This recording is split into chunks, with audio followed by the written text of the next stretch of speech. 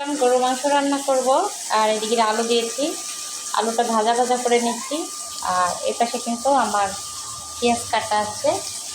আর এদিকে কিন্তু আমি মশলাটা করে রেখেছি ব্লেন্ডারে। এখন কিন্তু আমি রান্নার জন্য রেডি হয়ে গেছি। আমার আলুটা হচ্ছে, আর আলুটা একটা একটা করে উল্টা দিব। এটা তো লাল হয়ে গেছে। বাবা রে বাবা, ভালো ঝাঁজ তো। আলুগুলো তো অনেক ইয়ে হয়ে গেছে, লাল লাল হয়ে গেছে। আসলে এতটা লাল করতে চাইনি, কিন্তু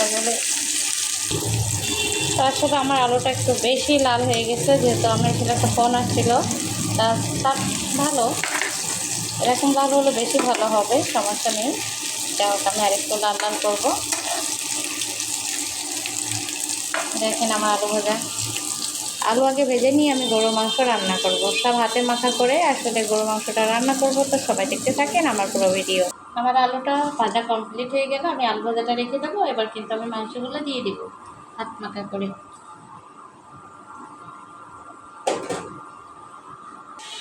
প্রথমে আমি মাংসগুলো একটা গামলার ভিতরে এটাই রান্না করব। সবগুলো মাংস আমি একসাথে দিয়ে দিচ্ছি।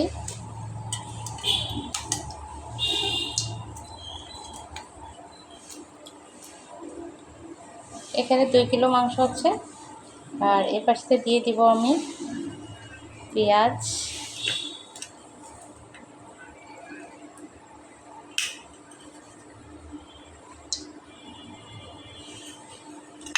পেঁয়াজটা আমি এভাবেই দিই, বাটি না। আর এই পাশে দিব আমি যত রকম মশলা করে রেখেছিলাম, ওইগুলো আমি কিন্তু ঢেলে দিব। তা হোক, আমি কিন্তু ঢেলে দিচ্ছি। আমি কিন্তু হাতে মাখা করে এই গরু মাংসটা রান্না করব।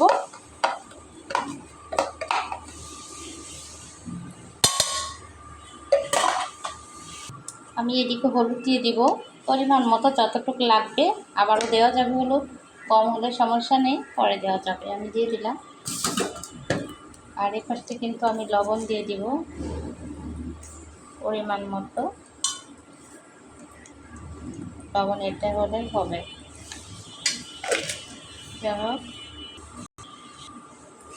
আর এদিকে আমি কিন্তু তেলটাও দিয়ে দেবো একসাথে, আমি সব কিছু দিব।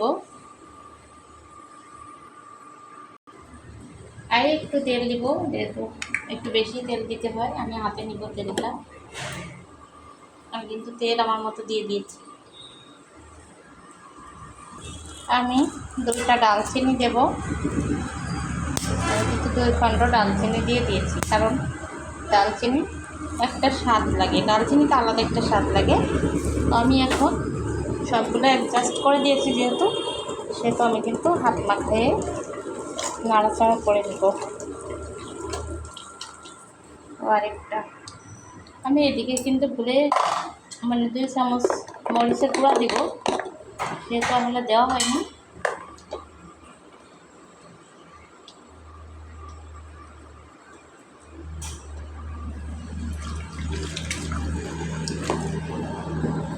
সবগুলো কিন্তু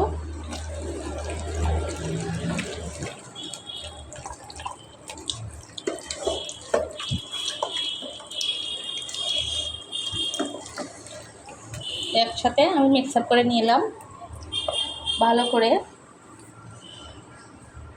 আসলে আমার গ্যাস শেষ হয়ে গেছে, তারপরে আমি ইনভার্টার চুলায় রান্না করতেছি। তো আমি আসলে রান্নাটা চড়াই দিলাম, তো সবাই দেখতে পাচ্ছেন।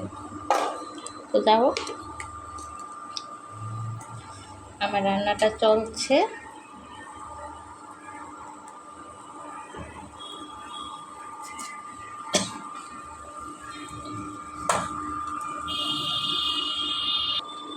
আমি কিন্তু এখন ঢাকনা দিয়ে ঢেকে দেব। আমি সব একসাথে দিয়ে দিয়েছি। এবার আমি ঢাকনা দিয়ে মাংসটা ঢেকে দিব।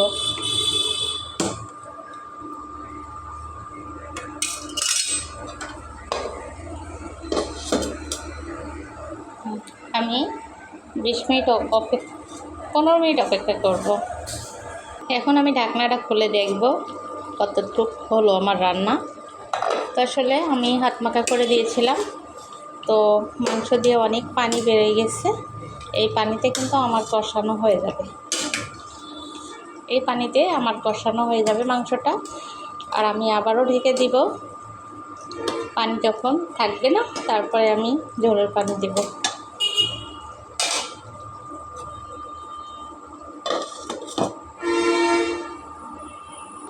আমার মাংসটা কত দূর হলো এবার কিন্তু দেখে নিব।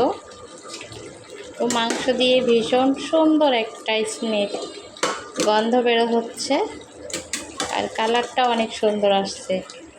এই পানিতে আমার কষানো হয়ে যাবে, আমি কিন্তু কোনো এক্সট্রা পানি দিইনি।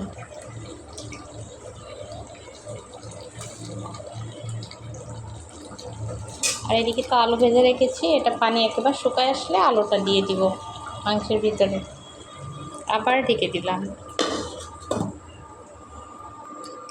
আমি পানি দিয়ে দিলাম মাংসে, কষানো আসলে হয়ে গেছে, তো পানি দিয়ে দিলাম, আলু এবং পানি দিয়ে দিলাম। এখন আমি ঢেকে দেব। তো বন্ধুরা, আমার কিন্তু রান্নাটা হয়ে গেল। তো দেখতে পাচ্ছেন কেমন রান্না হয়েছে, কালারটাও কেমন এসেছে। তো সবাই ভালো থাকবেন, সুস্থ থাকবেন। এরকম হাত মাখা করে রান্না করতে গেলে একবার এইভাবে রান্না করলে সুন্দর হবে।